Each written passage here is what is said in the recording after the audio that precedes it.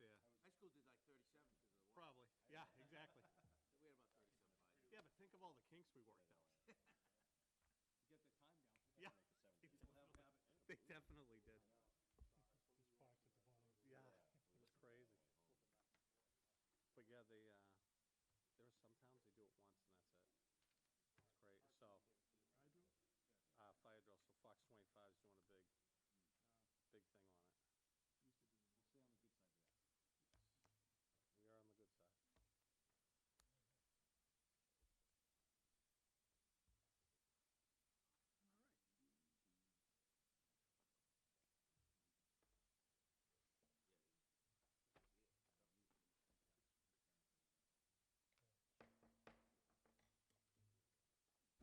Good evening and welcome to the school committee meeting of May 15, 2019. I would like to remind everyone this meeting is being recorded for use at a later date. It is also being broadcast live, so please keep that in mind. I'd ask you to please join me in a moment of silence.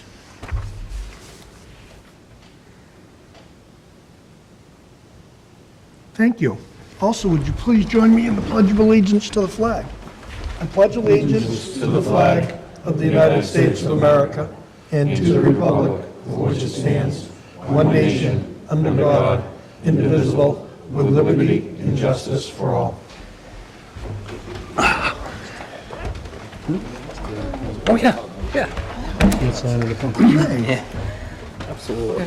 I'd entertain a motion to approve the minutes of April 10th, 2019. So moved. Second. Discussion.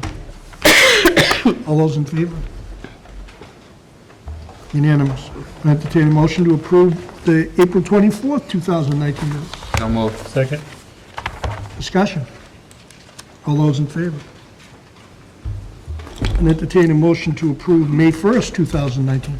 So moved. Second. Discussion. All those in favor? Okay. Is Mara running late, Michelle? She is. She's going to be here? She's on, we're not sure. Yeah, she doesn't think she'll make it, but. She's in with Josh Cutler. She's interning, and she was hoping to get, depending on traffic, but she's not optimistic. Okay. We may have a student advisory report. We may not. We also have an award to give Mara, which we may have to drag her to one more meeting after she graduates. Oh, no, actually, Monday. we can do it Monday night. Okay. Oh, yeah, Monday we got one, that's right. Before we get into the superintendent's report, we have a committee member who's been a four-term member. He's been here 12 years. Lots of times people can't last 12 minutes on certain things, and this guy's been here 12 years. He's been very devoted and committed to the Whitman-Hanson Regional School District, as you can see, to stay 12 years. So it's with great pleasure that I give this plaque to Bob Trotter. Thank you, Mr. Trotter, for your service.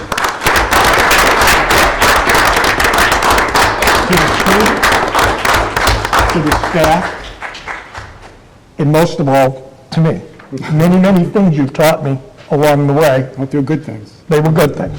Many things you've taught me along the way have stuck, so I appreciate all that you've done for the district, for the students, and for all the educators.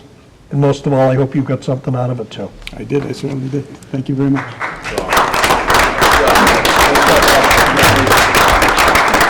Chairman, if I could just have a few moments. Sure. I did write something up, but I'm not going to do half of it. But first and foremost, I would like to thank the President Committee. I've enjoyed working with everyone here. I've also enjoyed working with the past school committee members as well. The President Administration, Jeff and George, the past administrations, Dr. McEwen and Dr. Whitner, Christine Succo, and of course Michelle, who keeps me informed of everything. Nelson Mandela had a quote, and George showed a collector of quotes, stated, "Education is the most powerful weapon which can be used to change the world."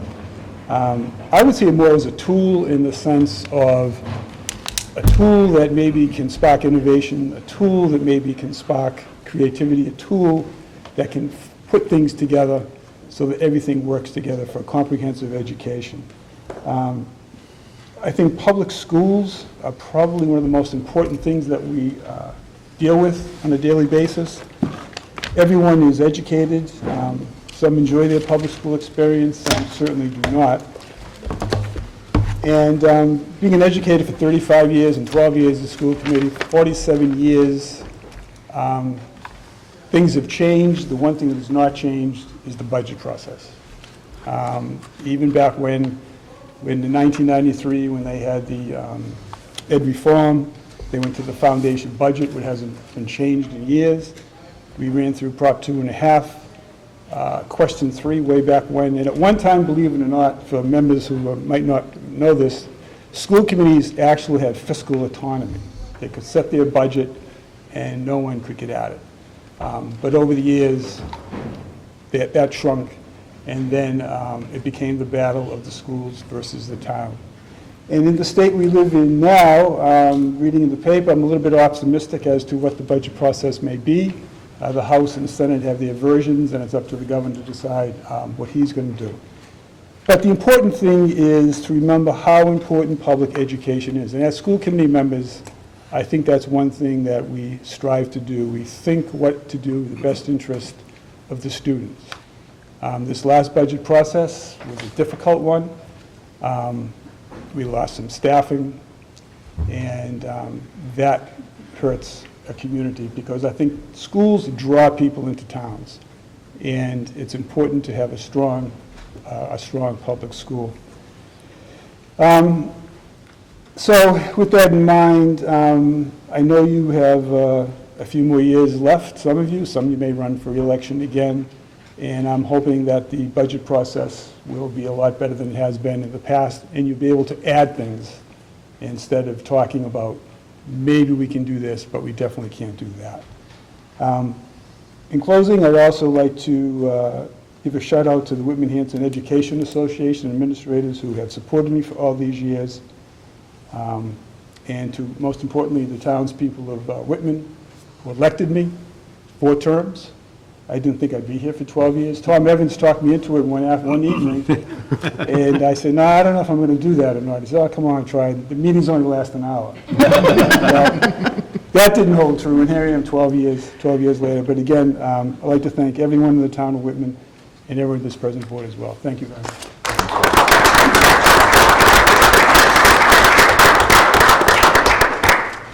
Okay, thanks, Bob. Jeff, would you like to give your report? Sure. So first up, just as a thank you to both the towns of Whitman and the towns of Hanson for supporting us with an 8.5% increase in our assessment for the 2020 school budget.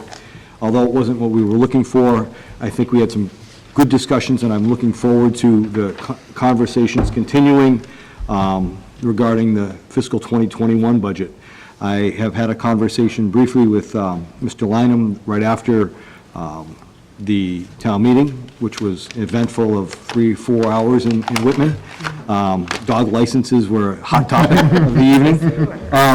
And Frank asked myself and members of my team to be part of the strategic plan for the town of Whitman moving forward. I think that's a step forward. We're looking for open lines of communication. I also had a conversation with Mr. Lamontina yesterday, saying he's looking forward to partnering with us as a school committee, as a school district, with members of the Selectmen and Finance Committee, so we start the conversation early so we can move forward. We both agreed that this year was very difficult, and we both don't want to go through that again. But I want to thank both communities for supporting us, although it wasn't what we looked for, and we had to make some cuts and difficult decisions. I think the strategic plan that George and I and the leadership team have put together will put us in a good spot for September when we open. You'll see some things different, and I think you'll also see some things. There will be some people that won't be there, but I think you'll see some positive things as far as math instruction, as far as curriculum alignment and direction, and also social emotional learning. We haven't forgotten that. So we stuck true to our strategic plan. Even though there was some pain, I think we're going to see some growth. That's as far as the town meeting. The one thing that didn't happen, which was we were hoping to happen in Whitman, was the amended regional agreement that was passed over in the town of Whitman, and there will be further discussions regarding that. That was the last item on the agenda, Article 29. I think, Yes, at it was. 11:35 p.m., and it was passed by. There was a person in town that questioned it. Rick Anderson from the Finance Committee said the Finance Committee didn't endorse the regional agreement as written, which moved Mr. Lineham to pass the article, or move past it to Table it. Table it, sorry. So we don't have a signed regional agreement from both communities yet, and I think that's something that we're going to work on this summer. I wasn't privy to writing the amended version, so I'm looking forward to seeing what our issues have come up, and I know there were some funding issues that Whitman had questioned. So we'll dig into that. We did meet with a retired person from DESI, the Chapter 70 guru, Mr. Hatch, which we can bring at some point to the committee or to bring to a subcommittee to work on that amended regional agreement so we can get something in writing. I know the town of Hanson passed it in 2018, so we're still working under the old regional agreement, which is status quo of what we've been doing for years and years and years. Any questions as far as town meeting or the regional agreement? Would you like me to report on Hanson while we're talking Sure about may. that? Yep. The Hanson Town Meeting did last into the night, probably 11 o'clock, but when it came to the 87 articles that get accepted, it's the first time in 30 years of going to a town meeting that no one held one article. Everything went right through. Now, there was some conversation after the meeting via Facebook friends that talked about, well, we should have said that we were losing people. Anyone that had watched any school committee meetings for the last 5 or 6 school committees would understand how many pink slips we handed out and how many teachers and employees we were losing. The assessment was already set. I think I had mentioned other meetings. Once the assessment is set, it cannot go up, it can only go down. The towns had agreed on 8.5. So town meeting probably wasn't the place to see if that could be changed. But we did lose 19.2 employees, not all teachers, with an 8.5 assessment, but it did go relatively smooth. In Hanson, there were some school articles on that passed without any problem. There were a couple of things that got passed over. And now we're just waiting, moving forward to see what's going to happen in June. What I have to add from Whitman, there is an election, well, in both communities, there's an election this weekend. And in Whitman in particular, our capital items were passed over for another town meeting that was scheduled for June 17th, based upon the results of a debt exclusion override or debt exclusion ballot question this Saturday. In Whitman. In Whitman in particular. I believe most of the items, capital items for the regional district and in Hanson were passed without issue. So there is an election this weekend in Whitman that pertains to our capital items for the town. Any questions about either of the town meetings from anyone? I think everybody was probably at one or the other. Okay, thank you, Jeff. The 2020 budget, we've talked to our staff, people that will not be returning due to the cuts, and we're moving forward from that. The one thing in particular, when you do cut a budget anyway, you will have postings. So when people come to you as members of the school committee and say, why are there postings? Well, we do have to replace people. We're not adding anything to the budget. This isn't an extra to the budget. Everything has been in our budget with the 8.5. That being said, we did restructure some things to make things more efficient for our district and more services accessible for our students. So you will see postings throughout the course of May, June, and even in the summer, depending on who leaves, and if we have any resignations or retirements, or somebody gets pregnant over the summer and can't come back, there will be postings, even though we did cut. But all of our teachers who have status or are part of a RIF have first right to come back, and by contract, it's for 3 years. But as Bob said, we did also eliminate positions that were outside the Unit A, B, C, and D contract.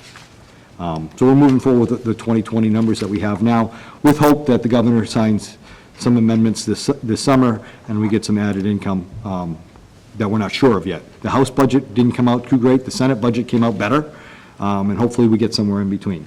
There is legislation out there still around special education, transportation, regional transportation. I did see Mr. Small sent me some articles out there, and there are things published by different state representatives that they're hoping that they move forward with that would help us. Fred? In piggybacking on that just a little bit, I think our best hope is for an increased minimum per pupil aid. There are a couple of different variations out there. One is Senator Brady, who's on Senate Ways and Means, at $50. There's another one out there at $100 for amendments for minimum aid. So either of those two, generally the 100 would be better. Yeah. Senator Brady's office has indicated willingness to sign on to that as well. I've spoken with them. There's 4 different regional transportation amendments, most of them out of Senator Tarr, for 85, 90, and 95% reimbursement. And then Somebody Senator shot for Goby, I believe, is, and Ferguson are in for 100%. Yep. So, if we saw movement on that, that would be something that, could spur an awful lot of conversation. There's also probably going to be an FY19 supplemental that is going to be coming out in the next couple of weeks. That's going to be pretty much all pork. Already in the process through Senator Brady's office. I've spoken to Sullivan's office and Cutler's office of getting everybody together so we can look for some earmarks as to what our needs are. So regardless of what happens with Whitman, et cetera, if we have some capital needs or whatnot, that will be the start of a conversation, or perhaps we can get some money pretty darn quickly for some things. Also, to start the conversation for the table for an earmark for next year for full day K for the implementation.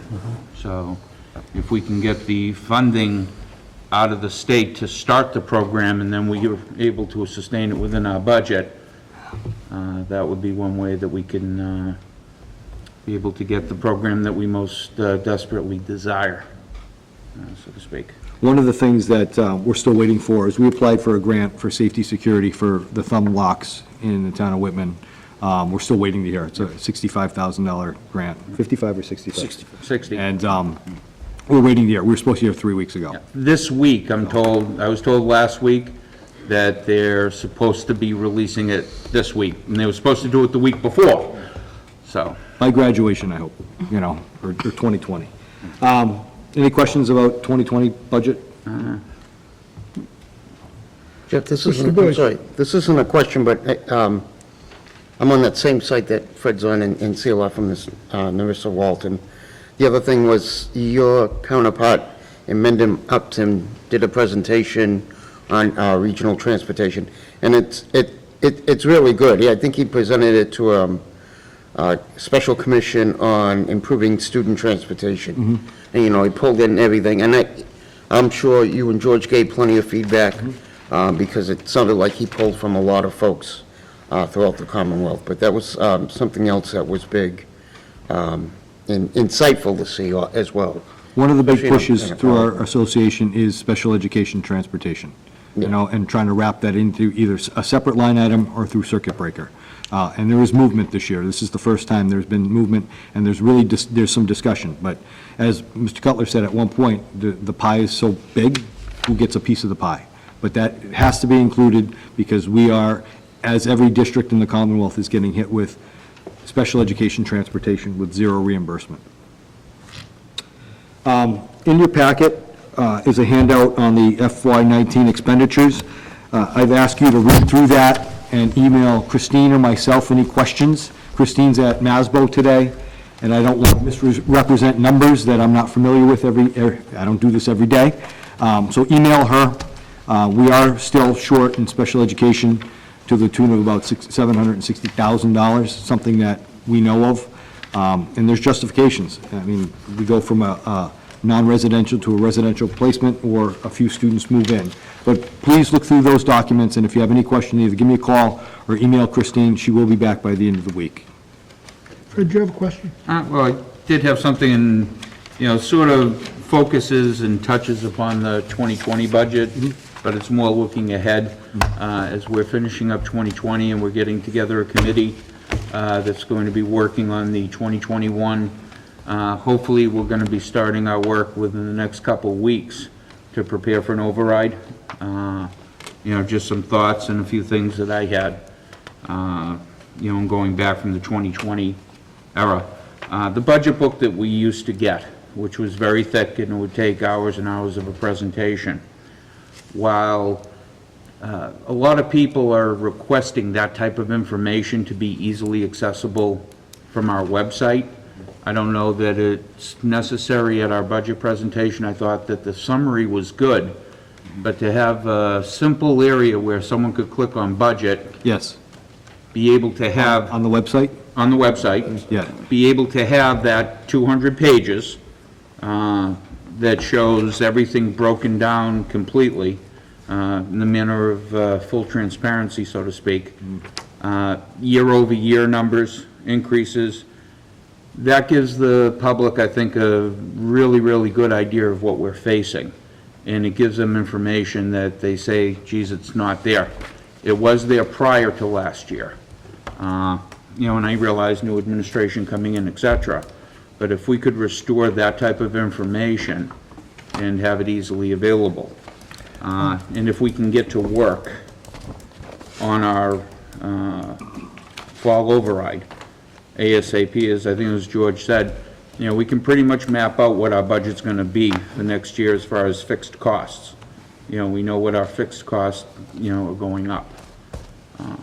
We can start and then we compare it with our strategic plan, see what programs we're going to ask the public to bring back, so that we can take this district and replace what we've lost, and then take a few steps forward and start doing the job that we should be doing. George and Jeff and I met, so the committee will know, seeing as this has been brought forward. We talked about bringing the book back, the big pages, and then having a meeting, as we used to do during the John McEwen era, with the selectmen, the finance committees, all the principals. We used to do a 4-hour meeting on a Saturday, go line by line, and also invite the public. Say, this is the book. Because part of what happened this year is we had a lot of people saying the book was so long, the big thick binder, they couldn't understand it. So we simplified it this year. These guys simplified it so people could understand it better, and people said, oh, we wish we had more information. So it was a little bit difficult. So we're tossing that. We'll be bringing you that back to the committee. We're not totally fixed on how it's going to work yet, but we have discussed it a little bit, so we'll be bringing that. Then next year will be like, reduce it down again. So we're willing to do anything the committee wants us to do. The one thing that was not transparent on our website, and I don't know, we're trying to dig into that, was everything wasn't posted on our website. And you could find things, but there's a line in the top toolbar that says budget and went to 2016. Now, this could be an issue because we're transferring to a different website in July. So I don't know if data was moved around during this time, but I'll give people anything that they want. We'll do line by line, we'll sit here for meetings, we'll meet with the 6 people that show up for a 4-hour meeting, and we'll do that. I still, I'll meet anybody for coffee anywhere in town, and I'm willing to do that and go through salary lines and where we are and where we want to be. But as directed by the committee, I'll give you as much information. We'll post it anywhere we want it to be. I know one of the questions was the item, line item by line item, and we had presented that to this committee, and we did do that in a public meeting, line by line, with questions and answers. That, I don't think, ever made it to the website. And again, my issue, I'll fix that, but I still want to keep something simplified so that the person who doesn't understand semantics of a budget can understand where we're going, ebb and flow. And on that comment too, Fred, one of the things I talked to Christine about was I'd like to bring to this committee when we talk about, we went for a 16.4 increase in the assessment, much of which because our revenue was down $500,000 because we used E&D money. As soon as this committee decided to use E&D money, we went to a 12.5% assessment. I think that's confusing to the public. So I think we need to be clearer in what the assessment is and what the numbers are within the assessment, so that it doesn't look, wow, you guys went from 16.5 to 12, but it was just because we used E&D, and we've used that so much over time that it's just be built into the budget. So we'll bring that to you come the new school year as we start preparing the 2021 budget, because our intent is to have those numbers by October anyway, as we start these conversations, and hopefully it won't be new, because both town administrators have assured us that they want to meet over the summer, and I know where their offices are. And I think different people from the school committee and different people from the leadership team can do that. As we prepare for the override, and the one thing I caution people about, people are already starting to throw around numbers for an override. This team hasn't come up with anything to present to you as far as an override yet. We haven't presented numbers on full-day K for 2021. We haven't presented any other numbers yet. But people have asked me, oh, this is the number, this is the number. This has not come, you folks will get it first, so that you know where we're moving forward to. Bob? Getting back to those Saturday meetings, I never particularly cared for those personally. I felt as though that the budget book, I think the way that George and that Jeff and George did it, streamlined it, and it was much easier to follow. I think all the pertinent information was there.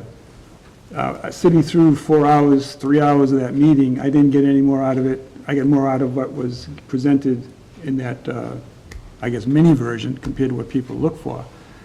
I think the important thing is that you get the selectmen and town managers at a meeting prior to the formal presentation of the budget, so they have an idea of what goes on. I don't know if anyone else felt that way, but I don't see that booklet giving people any more information than if they called to ask somebody, or if it maybe was put online, as opposed to creating that huge volume of information, and information, which I think what people really want to look at is, what's the budget, how many teachers we have, what do teachers get paid, what's the light items we spend money on, as opposed to the philosophy and the setup and the design. I think you can find that anywhere, but I'm not going to be here, so if you want that meeting, go ahead. So first, I'm gonna miss this, because I'm looking at you, the synergy, man, the synergy, Bob. All the, you said exactly what I was gonna say, you always do. I'm gonna miss that. I'm good, put it online, absolutely, 'cause I'm assuming that's just take the pages, scan them in or whatever, and then anybody can look it up online, absolutely. I mean, I used to go to those 4-hour meetings before I was on school committee, especially during budget crises, in the town of Hanson, just to know. This one here, and I've said it to Mr. Farrell, Mr. Simonak, a multitude of times this year, this was the easiest one for me to be able to explain to coworkers, to other people in town, that I could actually understand all of what I was looking at. If the selectmen and the FinCom want the 4-hour meeting, then absolutely, we'll do the 4-hour meeting with them, we'll give them the big binders if that's what they want. If they want just a little bit more information than what was on there, okay, that was, for me, very simple to explain to people. But I'm okay with whatever information they want, absolutely give it to them. And like you brought up, they want it online. That's easy enough. Put it online, they click on it, they can read it, they can print out if they want to. The 4-hour meeting, if the towns want it, by all means, we can do it. I don't know if, and again, I don't know, because I haven't talked to them. I don't know if that's what they're looking for or not, but I thought this was very easy to explain to people. And I understood it better than I have in the previous 8 years, so. The same with me. Fred? Based upon the phone calls that I did receive, not a heck of a lot, but probably about 15, people saying, how come we switched? How come we switched? Did you see this Facebook page? People are referencing, and you get those types of phone calls. Not saying we have to sit there and go line by line to the public, but for them to have access to it online, I just think that it shows the transparency. As someone said to me, well, you know how you find out the salaries of the school department? I said, well, I know we provide them to the towns, well, it's not in the Whitman book, and I happened to look, and sure enough, it wasn't. But if you go to Hanson, it's in the Hanson book, How come you guys don't publish it? Geez, maybe we should, We're providing the information, it gets published anyways.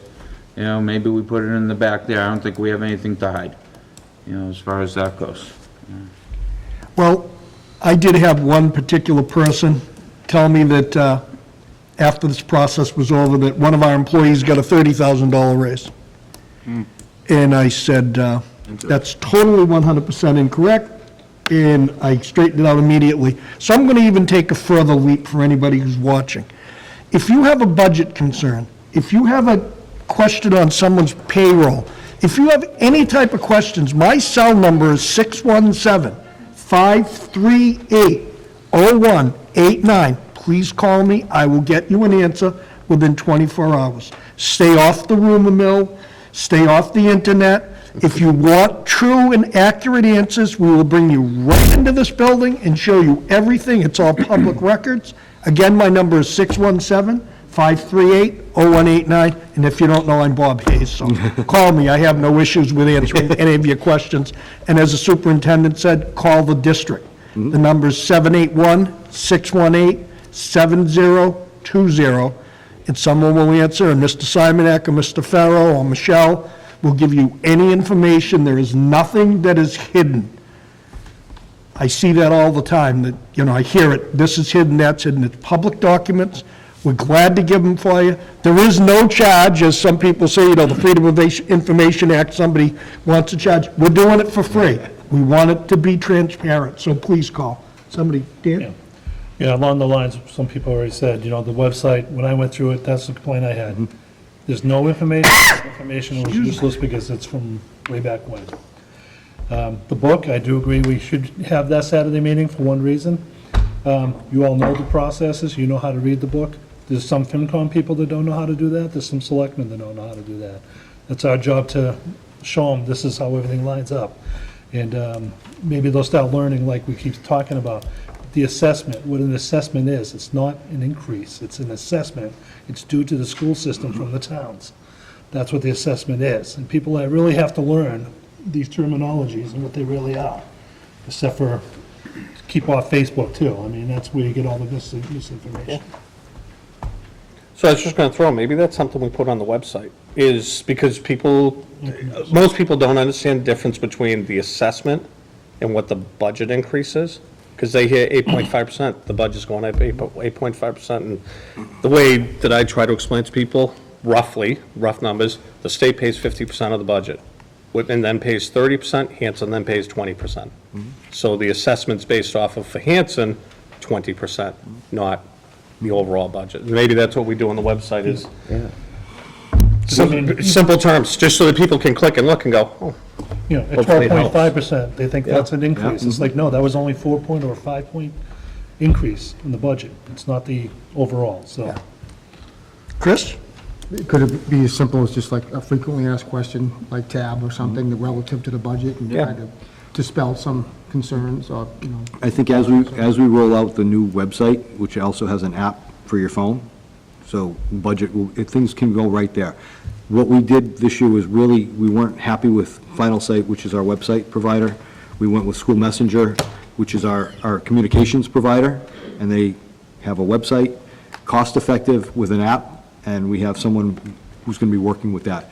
So it's cleaner because it's a central office application now versus, it's going to be out of tech, but it's a central office type thing. So as you folks get feedback too, we'll take that feedback and try to fix it as we go.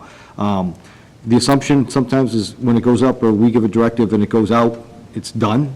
If somebody clicks on it, and my dad's he's retired, he clicks on our website every now and then, he'll find my misspellings on things, and I hear about it. So he just didn't happen to click on the budget. Now, I didn't see the thing online until recently, and I think somebody in my office said, I didn't realize there was a budget icon up there. There hadn't been before on our district website. So that's why we're blowing it up, and we'll do as much as we can. Again, as much information as we can provide. This committee gives us what you need, and we'll provide it for you. I think also when you see the post-July 1st turnover to the new website, it is much cleaner, it is much more uniform from a district level to a school level. There are icons that are at the bottom for the 5 things that every department or that every school will have, and the goal is to make it user-friendly. After 16 years, Final Site is still not a user-friendly piece for me because it's so difficult to find everything, because so many things are buried somewhere else. So one of the goals and one of the tasks of the team that's putting this together is to say, how do we make it even cleaner and more streamlined. Another feature of the website that you'll see, yes, is the built-in app that'll go with it, but every message that you receive from a school messenger that you get is the same now system. So that message will go out on the website, on the app, and then through SIMS or through email the same way. And this will be at no cost increase this year, and there'll be a savings next year when we move forward, because our final site contract was high and it is due. It was, it's expiring. So we just moved on to a new one.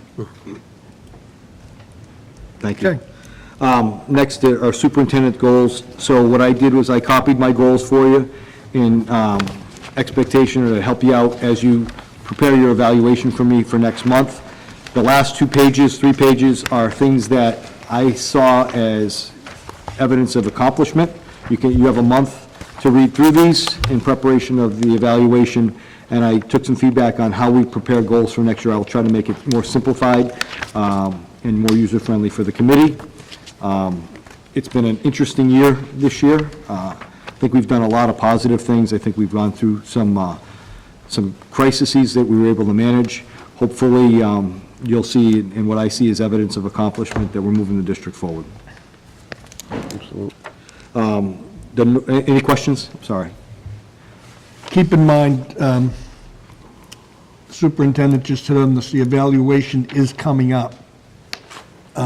We actually did an evaluation information session that the state is putting together, and Jeff and I were on camera showing about how the new evaluation tool has obviously changed over the 26 questions that the evaluation used to be, and reported on it, of how it's working, what isn't, because tremendous amounts of school committees in the state don't even evaluate their superintendents, because the evaluation process is so cumbersome. So if you have a CEO of a company, which the superintendent more or less is, and you're not evaluating, you could have issues and not even understand that you have issues. So the simplified system will be coming up, and currently using what we have now, and probably will be for a few years, but that's going to be happening in the next month. So take a look at this. If you have any questions, we'll talk about it at the next meeting. The North River Collaborative Report, the collaborative included the town of Stoughton as far as the collaborative. That's the report that I have as we move forward.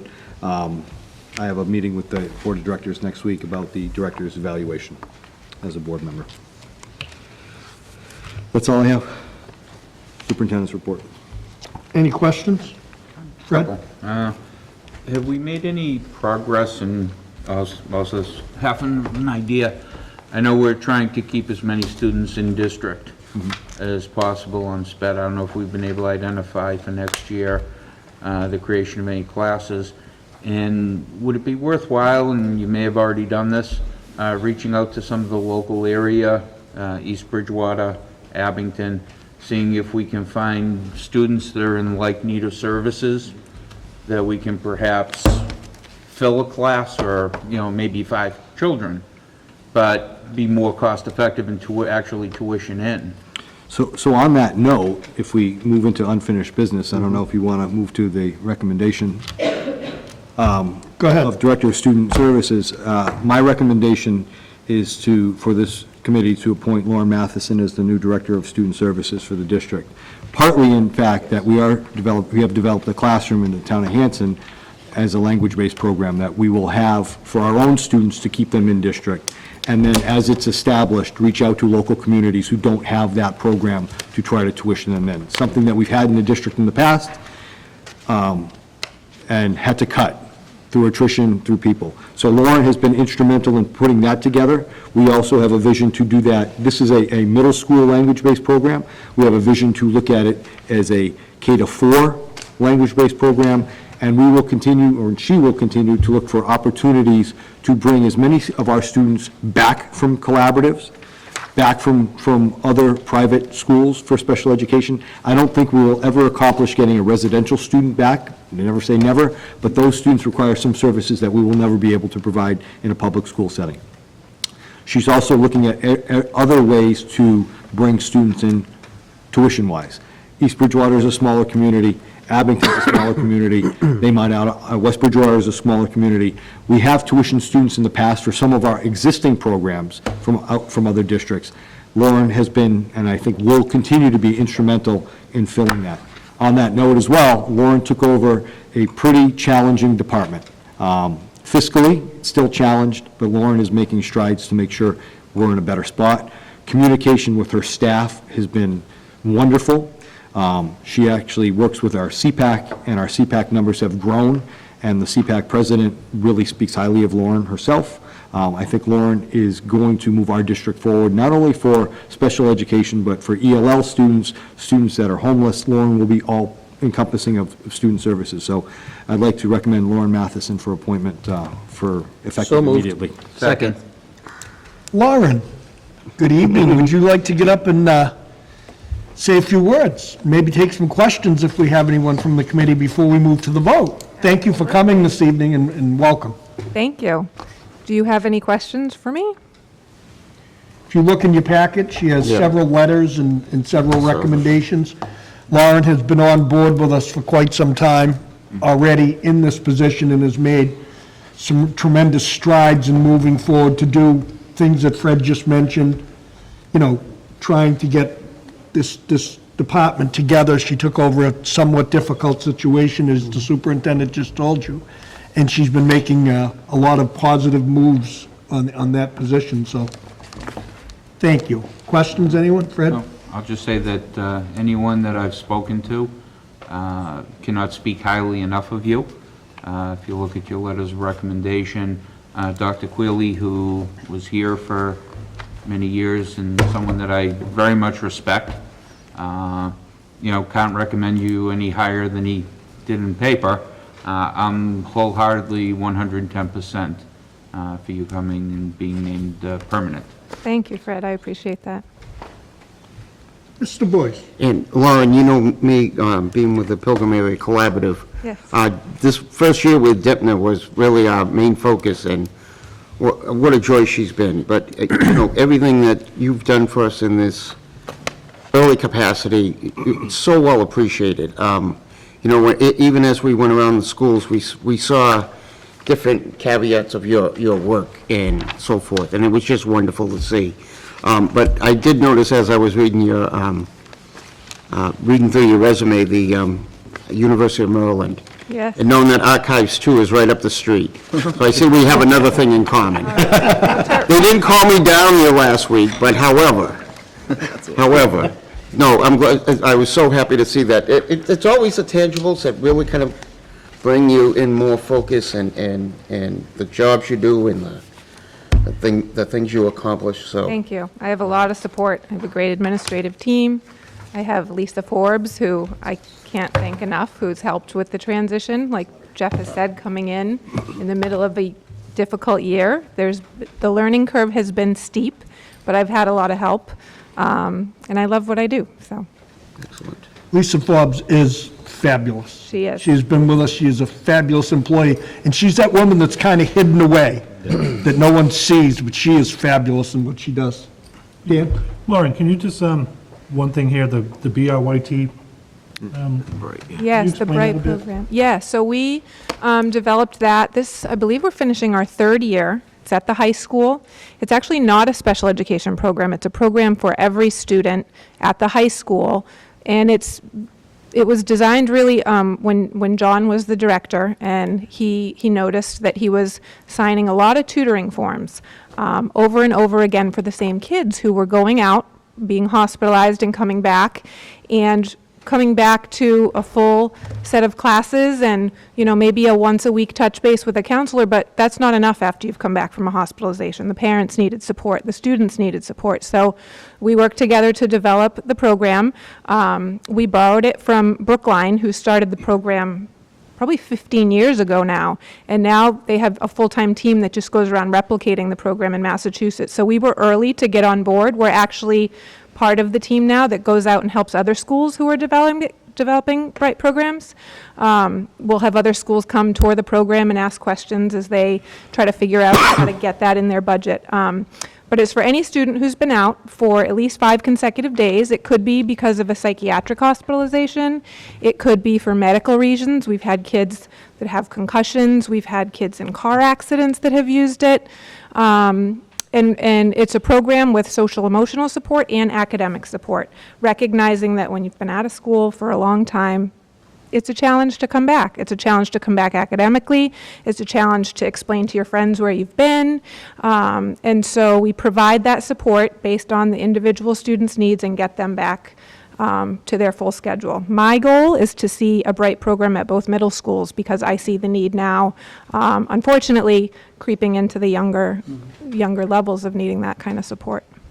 Thank you. Any other questions for Lauren before we move to the vote? I have a motion and a second. All those in favor? Welcome aboard a train that you're already aboard.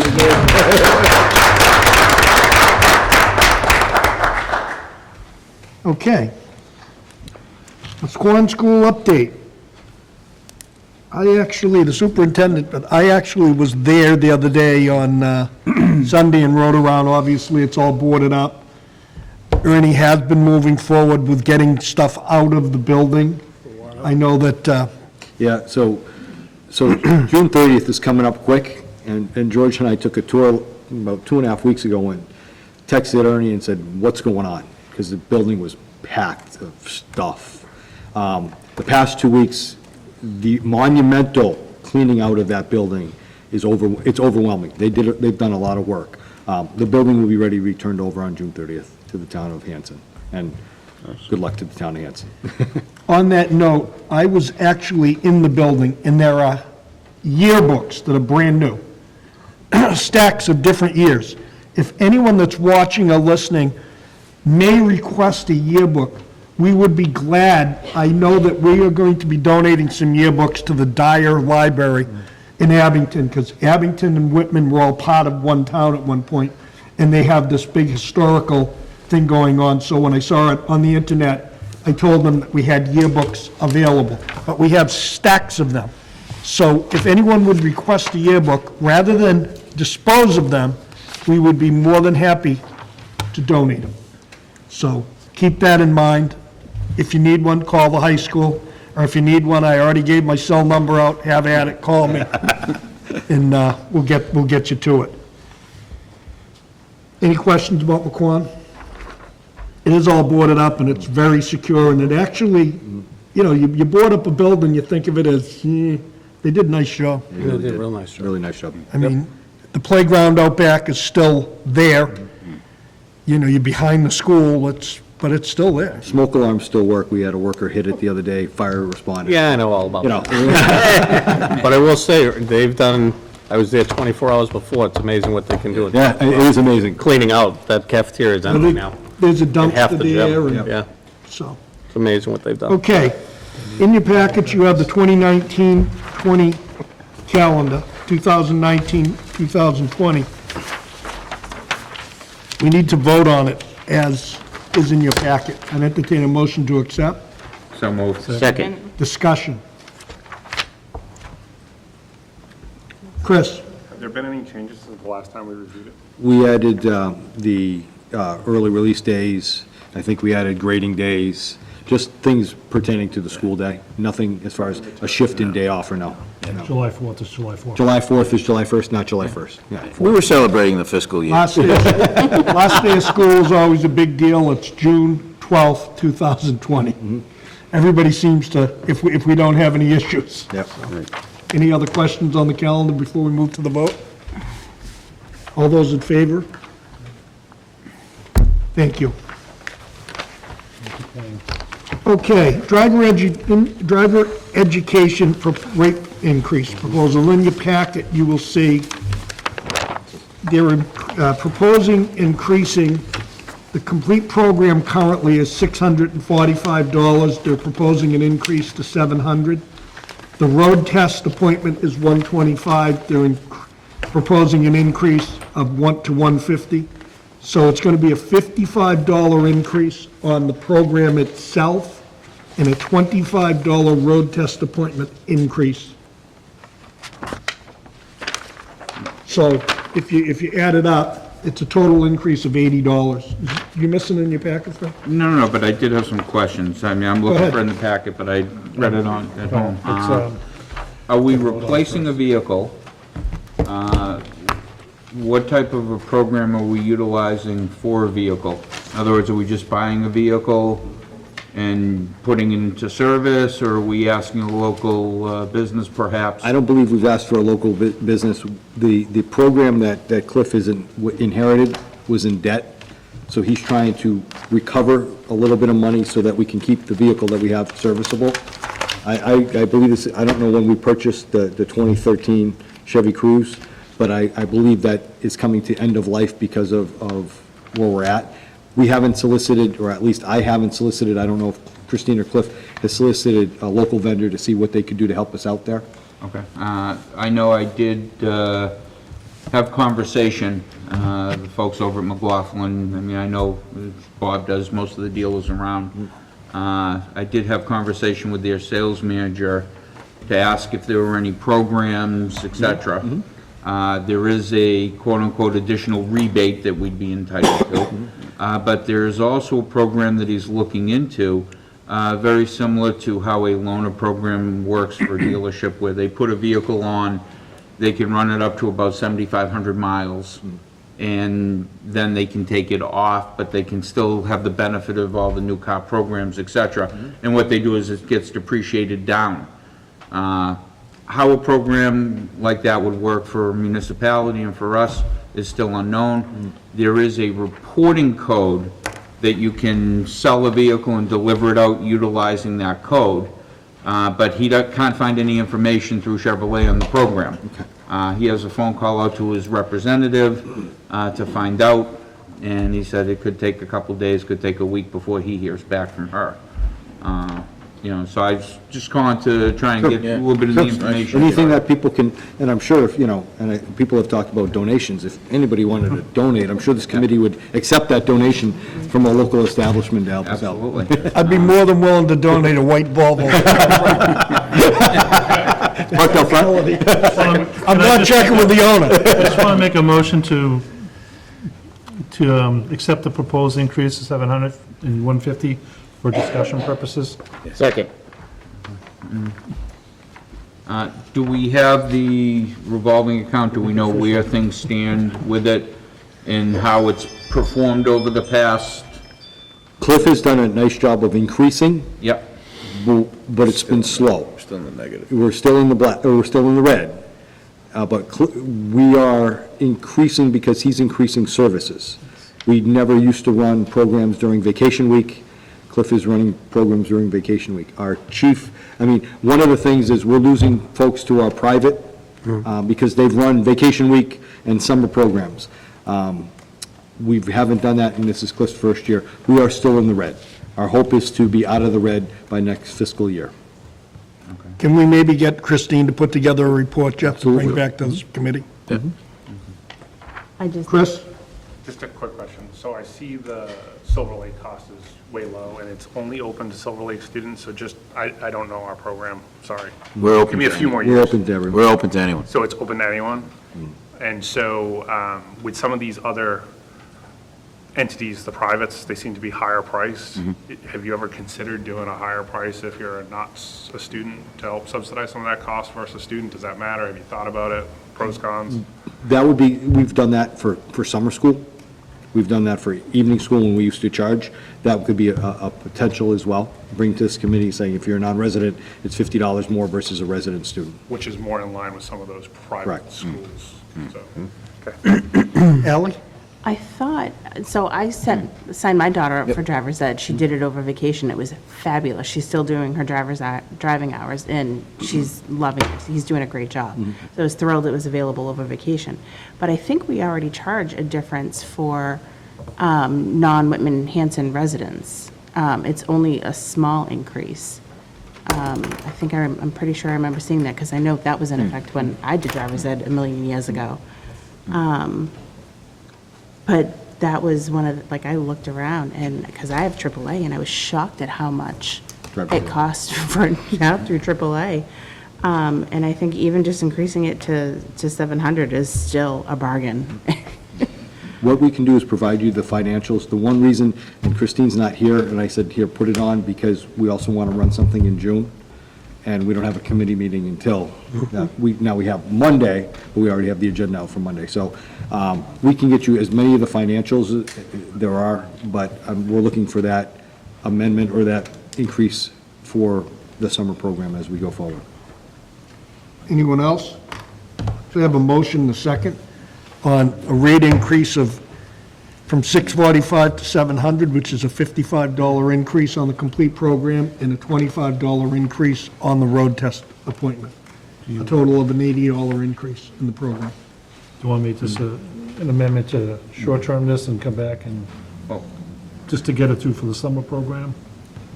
Whatever the committee feels. I mean, I know myself, until seeing the numbers, we want something to run, at a cost-neutral basis, I would think, for our kids, not to end up making quote-unquote a profit. So I just want to feel comfortable with all the numbers possible. That's sort of, do we have any provisions for hardships? For driver's ed, that's a challenge. I mean, we're least likely to turn someone away, but we do have payment plans. The thing is, driver's ed is, it's not a mandatory, it's not a school-based, it's not part of the school curriculum. We do a lot for our athletes or for a student in an extracurricular, where we try to do that because it's part of the school. This is, some districts don't offer this as part of the school. It's, you go somewhere else. So for me, as a superintendent, this is a bonus for our children that they can come right here. So yes, as far as financial hardship, there'll be a payment plan. You don't have to pay for it up front, but there's no real waiver for expense. Mr. Colley, are you suggesting that we table this until we get all the figures? If we have to, I mean, if, we're trying to do something for the summer, we can make a temporary one, then revisit it for the next session, but, Let's say go for Well, I was just gonna, I don't, for me personally, I don't want to table it. Now I'm paying more money for my son looking at this, but that is because when I signed him up, as soon as school gets out, one of the private ones runs one that week. You literally have to sign your kid up like in February for it, to be able to get it done in the 4.5, 5 days, whatever it is they do. At the time, the school didn't have that. I'm okay revisiting it, but I don't want to push this off until September. I'm okay if in September we revisit it, but. No, I'd what like about to- our June meeting? Huh? Our June meeting?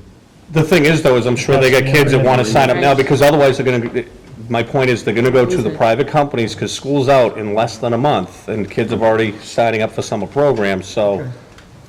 How about? if I'm we okay do this? revisiting. We'll vote it, and we'll revisit it in September. Is that good? Are you okay with that? No. Yeah, go ahead. How many students are we talking about taking the class over the course of the summer? That I don't know, because we haven't had great attendance. So we're hoping that it blows out of the water. We've lost students to South Shore the past past summers. So I don't know what, I look at my sophomores who have to take it, there are 300 sophomores in this building. Some will come here, some will go to private. He's hoping for some good numbers to get us out of that red over the summer, because we haven't had a successful summer program. Mr. Trotta? I think we should go ahead and vote for it, and if something comes up in the meantime, you can always re-vote it, but it sounds like to me like it's an important thing to get done so that the students can get their driver education and get rolling, and I think, it bothers me sometimes if you keep put it off, you're gonna lose the opportunity to work things out, so I would be in favor of passing it this evening. If it has to be revisited, you can revisit it later. Alan? It's basically going to say the same thing.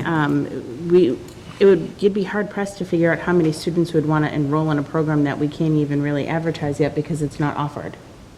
But I think it would just be foolish of us to not vote on it tonight when you could potentially have all this time to put a little flyer together telling kids, hey, guess what, we're going to be offering this program this summer. And speaking from personal experience, when I signed my daughter up, I think it was February vacation, maybe,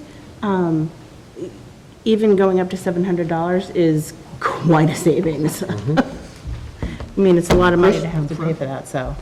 But I just want to clarify what we're voting on.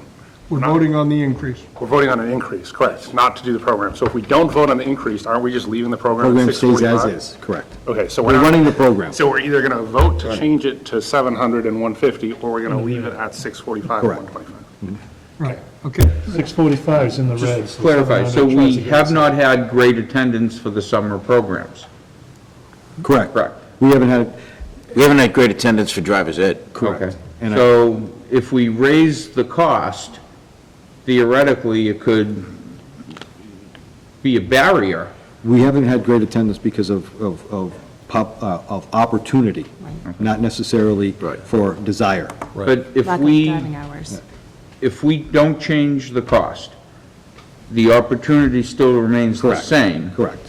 The only thing is, people will know that it's possibly going up in the very near future. Potentially. We're looking at this, as Christine looks at it and Cliff looks at it, as sustainability, because the program was almost cut last year. We stay further behind at the lower rate. I was going to cut the program in October because we were so far in the red.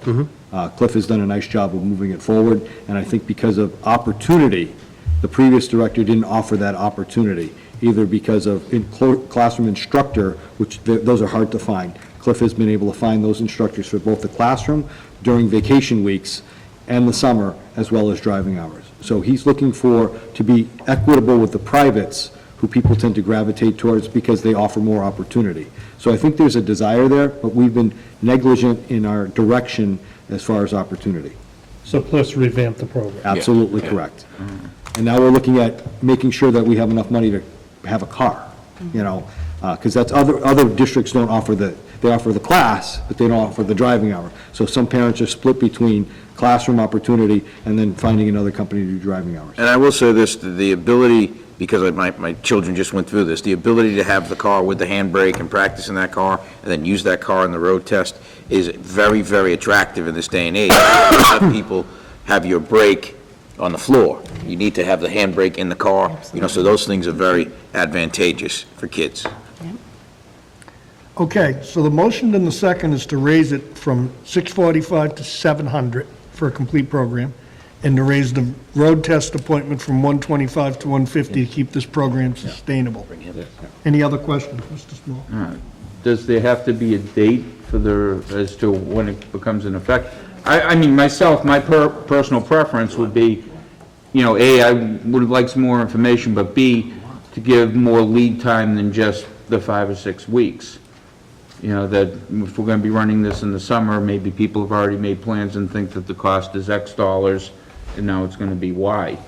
To give it a longer period, and perhaps with the looming factor that the rates were going to be going up, say, in September or in the fall, it may push people to get it done quicker. Bob? I think you can't think in ifs. I think what needs to be done is vote it, see what happens. What do we know that the vehicle needs to be replaced or repaired? Do we know how much we need to spend Can we just move to on the it? vote? I mean, we're going to beat this. Well, Let's go to the I just vote. don't think we have Vote enough yes, vote no. information. Vote yes, vote no. Move to the vote. That's all. Okay, so does everybody understand what this vote is? Yes. Yes. Okay. If you vote, all those in favor will be voting for the increase in the program. All those in favor of the motion, of the increases? All those opposed? All those not voting, Abstain. Abstaining. Been a long school year, Bob. you guys got me all riled up over 40 or 50. Okay, did you get it, Michelle? Okay, thank you. Next up, we have a job description in your packet. All right, take that. Yeah, George can explain the three Yep. job descriptions. So you have, none of these are brand-new job descriptions that you're going to be looking at today. If I could call your attention to the two labeled secondary curriculum chair, subject specific, elementary curriculum coordinator. If you would look on the backs of those, it says this is adapted from the approved by Whitman-Hanson Regional School District School Committee on June 10th, 2015. So those are the ones you have. Now, it's adapted from your approval because in June of 2015, It was a combined piece. With the restructuring that we had of Unit B and the restructuring of our curriculum coordinators and the restructuring not only of their job positions and responsibilities, but of the resulting salaries, we were able to flesh these out and make these separated. So if you look at the secondary curriculum chair, those are the people that you know. Those are the Mark Stefanskis, the Amy Flecks, the Brian Seeligs. They will now be 6 to 12 secondary curriculum chair. The responsibilities from the original one you had stay the same, except it's not pre-K to 12, it's 6 to 12. If you look at the elementary curriculum coordinator, Just, can I interrupt for 1 Yes. second, George? I have to vote them one at a time. okay, so if you look at this, you want to take the secondary one? The first one, the one that you just, Secondary curriculum chair. The biggest change you had from the original one that you voted on in 2015 was that was pre-K to 12, subject-specific. This is now going to be 6 to 12, subject-specific. entertain a motion to accept as written in your packet, so we can move to discussion. So moved. Second. Okay, discussion. Mike? So I guess, so we have how many curriculum coordinators? We will have curriculum coordinators, 5. 5. 6 if you count the foreign language piece. Curriculum chairs. Okay, chairs is what we're Chairs. saying now, okay. Correct. So These are not- will one these are- distinctively be pre-K through 6? I guess I'm, One would be pre-K through 5, or elementary, and then the rest would be secondary, 6 to 12. and that would be everything, or that would be her? Pre-K through 5 would be all language, would be? Yeah, it would be all of the elementary curriculum. And the feeling is that that's what most schools do, that's what most school districts do, and we adopted, most teachers at the elementary school are multi-subject. Therefore, our thought in restructuring is to make that position a multi-subject one. And do we know who that person is? No, we haven't posted it yet. Okay. Yep. You would be hiring someone for that, or? We would be hiring, and there's no new inflection of funds for this position. This is from the restructuring of the Unit B contract. So this year, we had how many curriculum coordinators? The curriculum coordinators, 4 in the major subjects. So you had a science, a social studies, an ELA, and a math. All full-time Unit B members, non-teaching. Right. Okay. The restructuring of Unit B put these folks back into the classroom, as well as doing 6 through 12 curriculum alignment.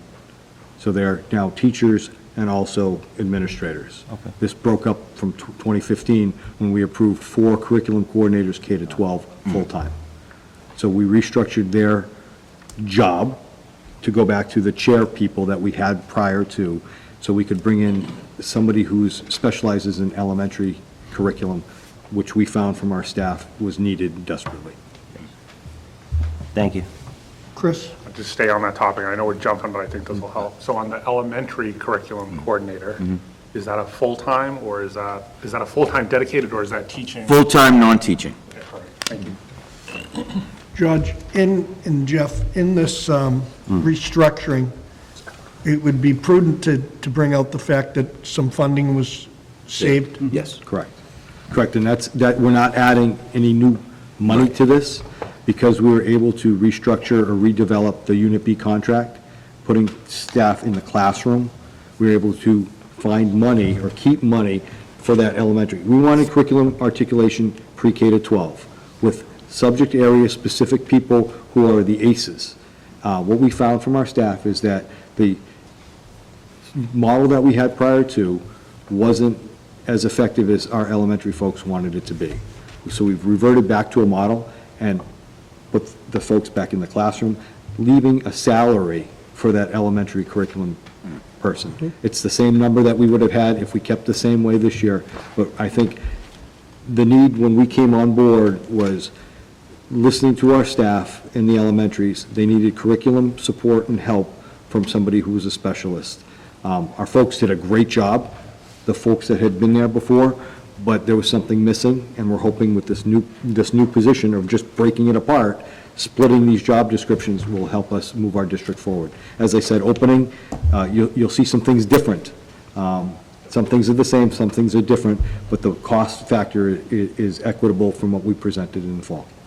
Bob? I was a part of that Unit B negotiations, and I thought the way that was streamlined and reorganized was very well done. So I would endorse the changes. I have a motion and a second. Is there any further discussion? All those in favor of accepting the secondary curriculum as written in your packet? All those in favor? Okay, the next one is, The next one is Elementary? the elementary counterpart to that. Again, this is a non-teaching role, so it was decided through our negotiations that that would be the elementary curriculum coordinator. This is a non-teaching role, this job, although the job description in essence was approved in 2015, we will be asking for the vote so that we can reestablish that and post that position. This person will be responsible for streamlining and maintaining the elementary curriculum, working with myself, working with the principals, working with the teacher leaders, and then looking at it from more of a, although every subject every year is important, we would take it as next year is a math implementation year, focus would be there, and then we'd move forward from there. This is a Unit B position. This is a Unit B position. I'd entertain a motion to accept the elementary curriculum coordinator as written in your packet. So moved. Second. Discussions. Mr. T. Having been an elementary teacher for a number of years, a long, long time ago, I never really cared for the K-12 coordinators. It just got to be too cumbersome, I think, the way that it's been redesigned for a particular, strictly elementary person to coordinate the curriculum is a positive move. Before we move to the vote, you think Mr. Trotter's trying to get his last words in the meeting? Yeah, man. He has more. Any further discussions? All those in favor? Thank you. And the last one? The last one that you'll be looking at is titled Instructional Education Facilitator. This was originally approved 4/26/2000. This was the a job originally held by Donna LeBreton back in the day when computers and software and programs were just entering the educational world. The goal of this position is so that we can have someone who supports students, supports staff, supports operations, and supports from an educational standpoint in the year 2000 as we enter 2020. What you have in front of you is the adapted and updated version of what was originally voted on in 2000. This position has not been posted. This position, we are confident in, will come from our existing people in Unit A who are certified in instructional technology and those sections. This position would then come out of Unit A, and it would be a position that we have in the district. When we think about the new Ready Math program and the assessment calendar from a technology standpoint, when we think about the piloting of the ELA program and the ability to diagnose students from a technology standpoint for reading, math, and ELA, this position in this day and age is needed. What would take place is that person, whoever was hired, if we found someone that was appropriate, we would reshuffle the deck, and then that person would move out of the union in order to take this position. This position would be in order to assist our staff, our principals, our district in the form of PD, in the form of what is out there for technology, what is out there for software, and then to also work with the elementary curriculum coordinator in order to impact the assessment calendar that kids need in this day and age. The one thing that we are lacking desperately in district is assistance on the IT schedule as far as educational software. Our technology department is awesome, but we don't have somebody who's been a teacher or someone who can walk into a classroom and help the teacher work through software. This is existing. Plus, we've also cut all of our librarians in the elementary level. This person would help them as we develop our meccas of technology in our library as we move forward to a 21st century library. Is this, I'd entertain a motion to accept as written in your packet for instructional education. So moved. Second. Discussion, go ahead, Mr. Cullen. is this kind of along the line of like a help desk position, coordinator, like? No, this is more of a person who's going to work with teachers individually with PD one of the things, and now we've moved to MCAS 2.0 on the basis of in a classroom, as this person will be responsible for putting forth the assessment schedule for the district. So it's not like, hey, I got a problem. You know, I'm not saying that if a teacher doesn't have a problem with an issue of software or their technology in a classroom, they contact the help desk. This person might go out and help them, but this is more on the proactive side. They're out in front. Let me give you an example. Josh Cutler was nice enough to get us that earmark for the laptops or the Chromebooks that we received. So now elementary programs have at least 6 to 8 Chromebooks per elementary classroom. Not all of our teachers are very comfortable. Some are, most are, but not all of our teachers are very comfortable. How do I now teach with this in a small group fashion in a room in this day and age? This person is adept at that. This person would be able to handle those pieces. When you talk about, are we staying with Google and the Google Suite and Google applications, we're looking for this person, if they're not already Google certified, to become Google certified, to have a system and a menu of when professional development can be given for staff. If we're looking at the science teacher who needs a quick assessment of what her students are doing, there are thousands of applications that are out there. When we go into our formalized program of iReady, there is a clear assessment schedule that's built into that. Somebody needs to harness that, so principals, so teachers can deliver that product, and then they can also use those results from the diagnostic tools. So this is a tech ed position as opposed to a technology software help.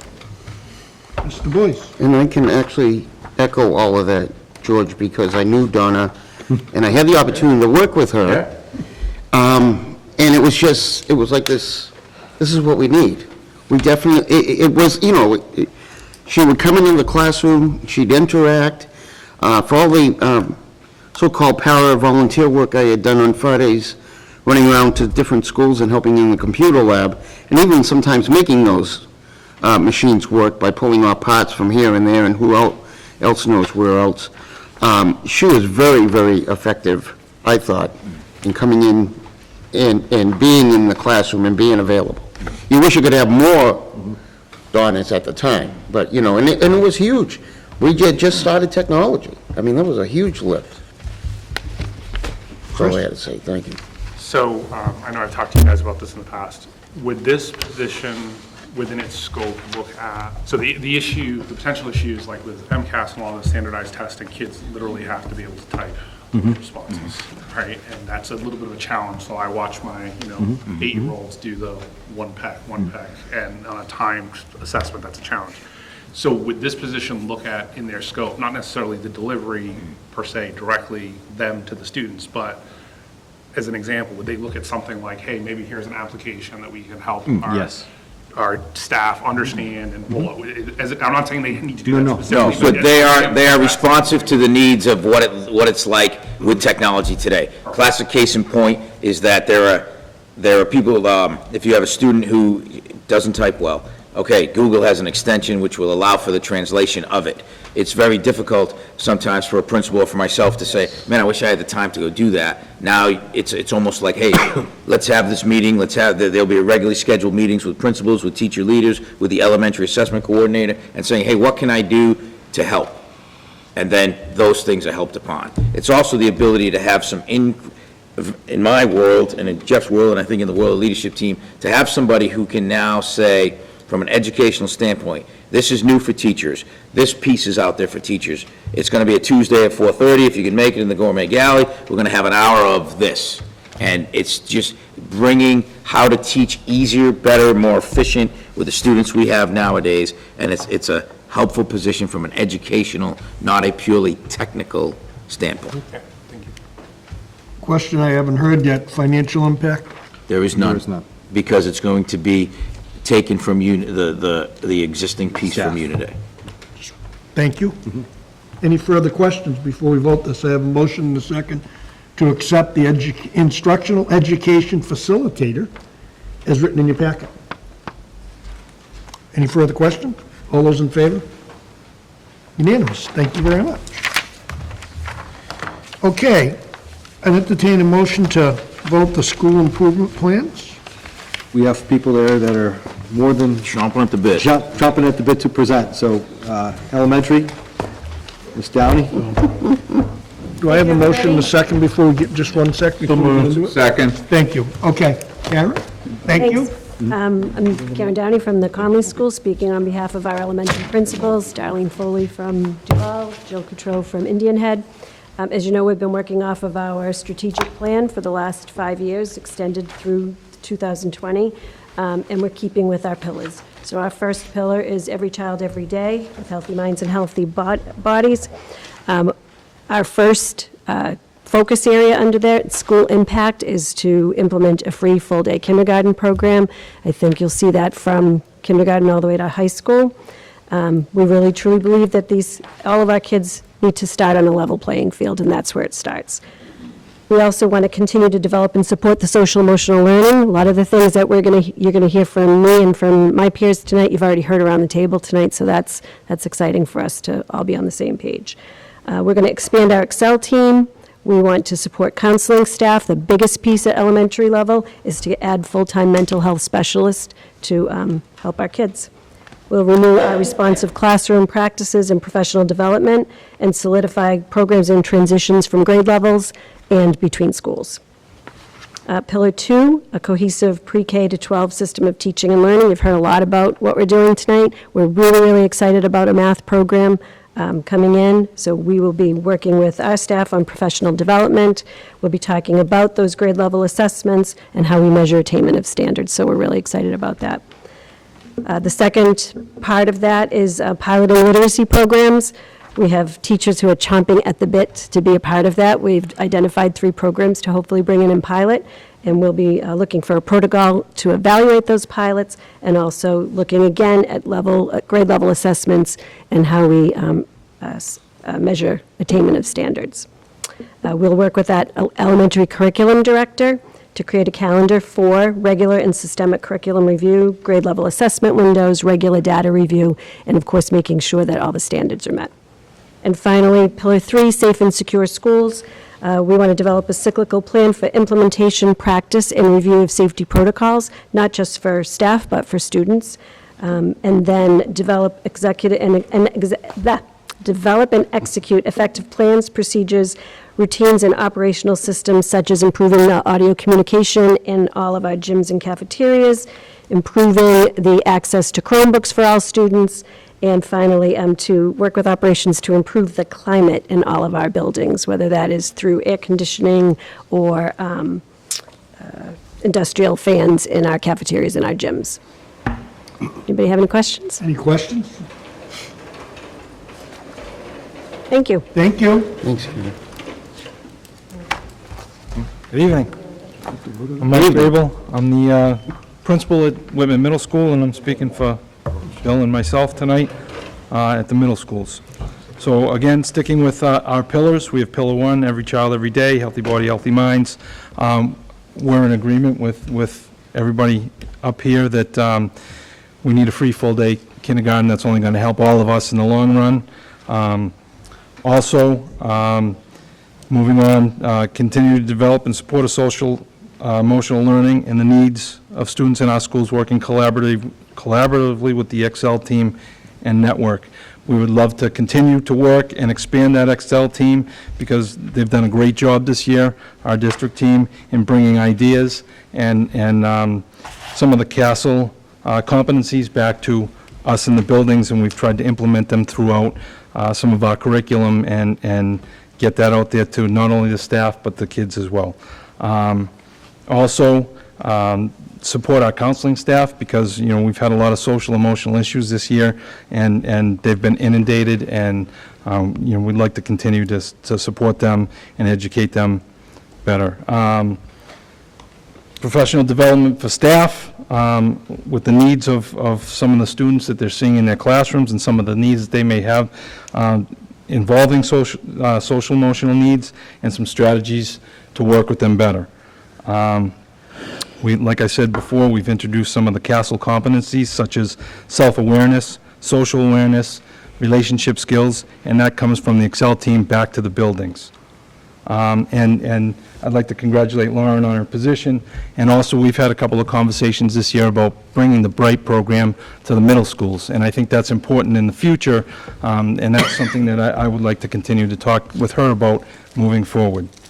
Under Pillar 2, a cohesive pre-K to 12 system of teaching and learning. At the middle schools next year, we're going to be changing our 8th grade social studies curriculum. We're going to be moving to a civics curriculum. It's, the state of Massachusetts is asking us to change that, and it'll be more of a civics-based curriculum. Also, we're continuing to develop grade-level assessments and to measure the attainment of standards as well as meaningful engagement in the classroom experience. Bill has grade 5 in his building. We don't have grade 5 in Whitman, but in grade 5, like Karen said, they're going to be implementing a new 5th grade math curriculum, providing staff with professional development, and they're also going to be piloting a literacy program and providing staff with a protocol for evaluating the pilots.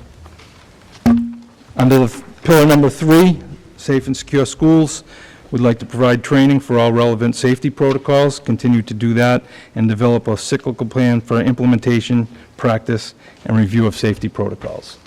And that's all I have. Any questions? Any questions for Mr. Grable? Yep. I know this used to be a elementary thing, but any plans for the middle school to teach cursive writing? Not at this time. Anyone else? Fred, I will say that in the literacy programs that we're piloting, they all have a small handwritten piece in there. They do? Okay, that's wonderful, because Get a little- can't tell you how many people, that's one of the first things they complain about. I think of note, I think the clarification has to be made between handwriting and Cursive. cursive writing. Handwriting is what we have gotten away from in the, how you form your letters, how you make your letters, how you hold a pencil, and I think that's some of what Karen is referring to. It doesn't necessarily go to penmanship or cursive as we knew it as in our... No, but a child will be able to read perhaps a letter that's been written in cursive and sign their name as opposed to printing their name. Yeah, because I'm along the same way, because I have complaints, and I'm complaining about it because my son can't read cursive. So when we got a letter from somebody, we had to translate it for him, because it's like a foreign language. They don't know that. That has to be brought back into the school systems. All our everything like that is written in cursive, it's like, you're gonna come up with kids that don't know how to read anything. Ally? Speaking from a banking perspective, I work in finance, and it's amazing how many people do not know how to sign their name in cursive, and they have to on a contract, so we really need to bring that back. Thank you, Mr. Grable. Thank you. Good evening, everyone.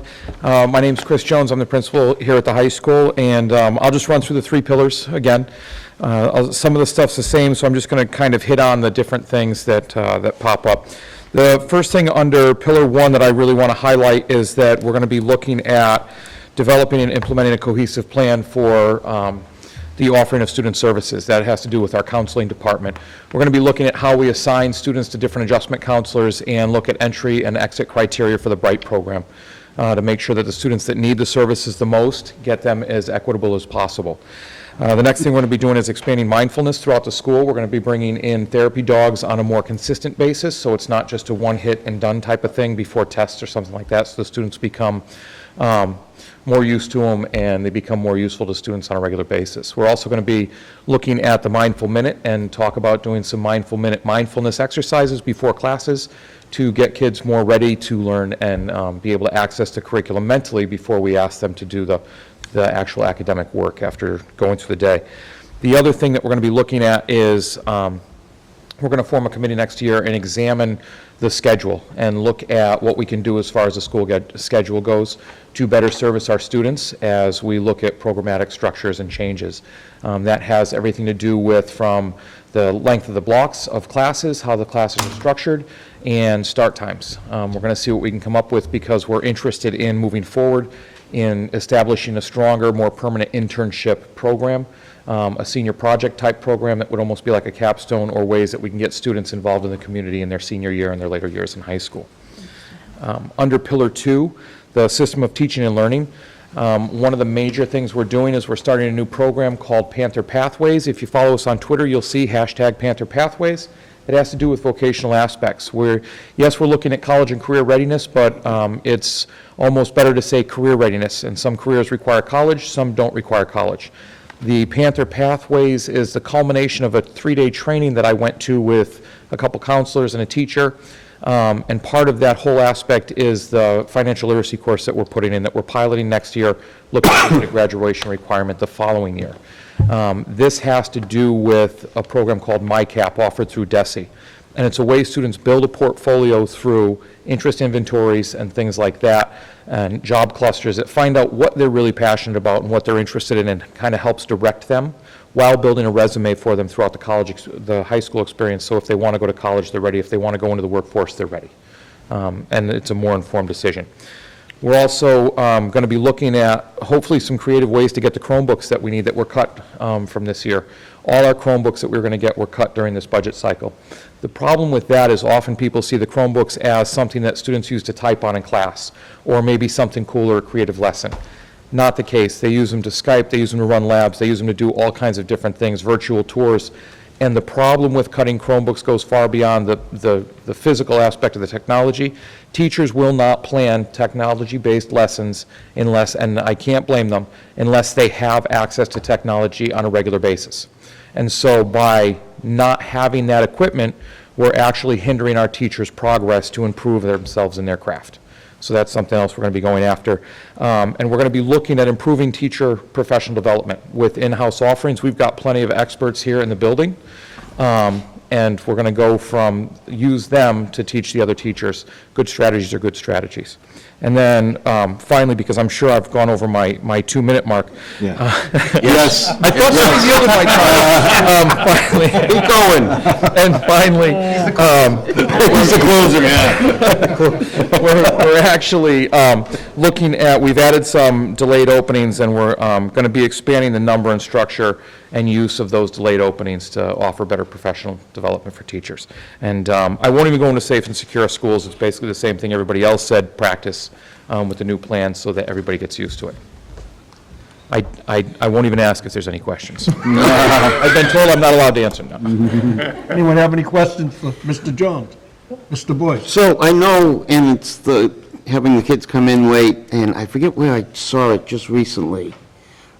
We have to focus more on that.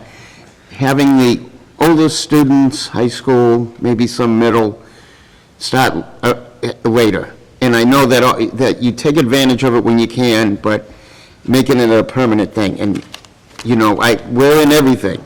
Transportation, we can't even get the money for, and I know it's based on all of that.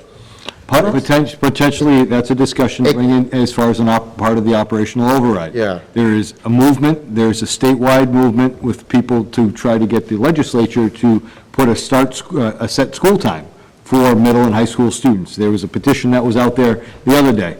But we've talked about this at length with the committee, and parents out there have said, can you move it from 7:05? And I said, can you write me a check? Because everything is financially based. We can move it, but you're going to lose teachers. Right, it was a financially based decision back in 2014 or 2013. The late starts have helped the high school, but I would look at start times across the board so we could, not only is the high school going early, but an elementary is going late, so there's no systematic we can't do PD with our elementaries together because everybody's on a different start time. So if we start looking at that in a fiscal year, or for money in an override that could be sustainable, that could be another topic that we discuss. Ally? I just had a question about the internship program that you were talking about. I remember years ago when my sister was in high school, she took advantage of a program like that, working with a local dentist office in Abington, and she still works in that field today. She was able to go and take she internshiped at this dentist office for a couple of years, actually, through high school, and then started working there, and she actually went and took an exam, so now she's a certified dental assistant, didn't even have to go to college for it. But that's what started her on this, and it's a wonderful program. I would love to see something like that come back. It was great. That would really benefit a lot of our students, I think. I can't Mr. encourage Jones, enough. before... Sure. I'm sorry, you done? I'm good, sorry. Before we go to Mr. Small, I have an idea. Seeing as this is Mr. Trotter's last night, I'll volunteer him to come to the school and do some teaching, because he's... Not on Fridays, though. I don't want to let him slip away. Does he come with the white Volvo? Place is right next to heating tires. Yeah, well, absolutely, yeah. Fred, And this goes back to the busing issue, two things. Number one, I know we had a discussion last November in doing an analysis to see what it would look like if we brought it in-house. And I don't know where we may stand on that at this time. We didn't, I haven't given that much thought. I wanted to get fiscal '20 in there, but you're talking just purchasing of equipment, millions and millions of dollars. Well, yeah, but but we're paying an awful lot of money now, so you do something of a lease or, purchase, so you'd budget it out. I would look at the committee to give me a recommendation to move forward on that. The Whitman FinCom made a comment. It wasn't discussed in the general meeting here, but that would be something that I'd ask the committee to say, we'd like you to investigate and report out on that. Because just looking at that, we don't have space, we don't have drivers. It's a process, and I know we talked about a contract. We have a contract for the next 2 years. If the committee wants me to investigate or have folks on our staff investigate a bus contractor purchasing our own buses, I'd be more than willing to do that. I did get wrapped up in the 2020 budget with all the numbers that were being floated around from the different towns and pushed the busing issue aside because we have a signed contract.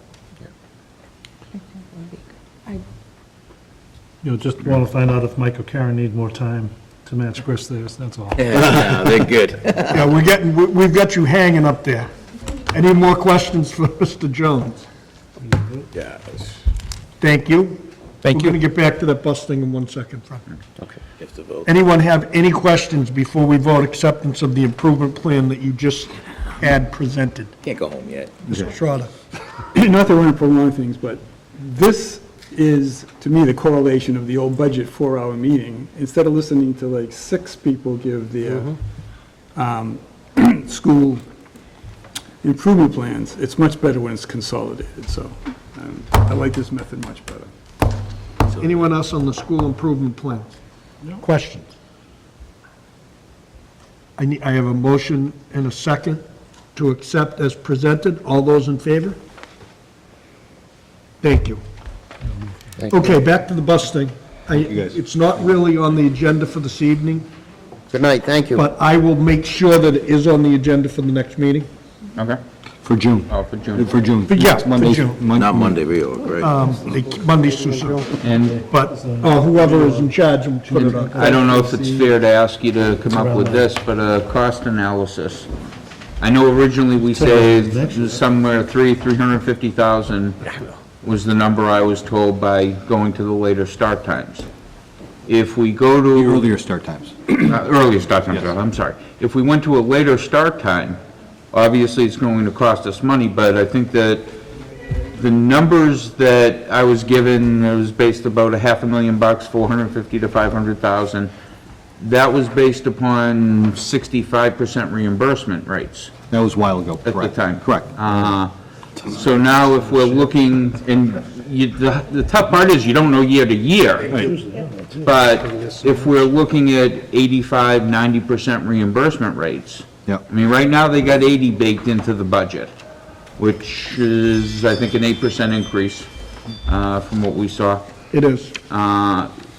If we end up 85, 90, 95, Sure, or, absolutely. that's going to take that number and shrink it down quite a bit. Correct. Is it fair to ask you for June to have some of those scenarios? I think that's fine. I think we can come up with that within the month.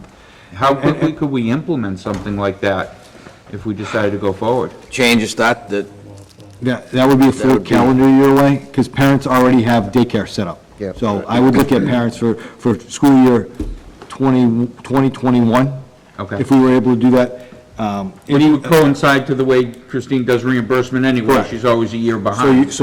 you're looking at that and saying to a parent, hey, look, by the way, we're going to move Conley, Duval, and Indian Head all to the same time. I have parents that are already set up with their daycare providers, teachers as well. So I would look at, if we get something in place that's reasonable to start moving our start times around, I'd present that early in September, October of next year, so that parents would have a full calendar year to prepare for it. I will say that there is a lot of conversation about getting the high school in at a later time.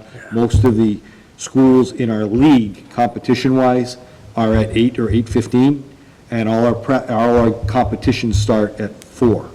So kids are without from 1:40 to 3:30-ish. It's worked. The library's never been as crowded, but we struggle with district-wide meetings for our staff because of the times, and anytime we try to do any implementation, like an Alice training, or any type of speaker that we want everybody to hit, we're all over the place. The other concern too is Duval lets out so late.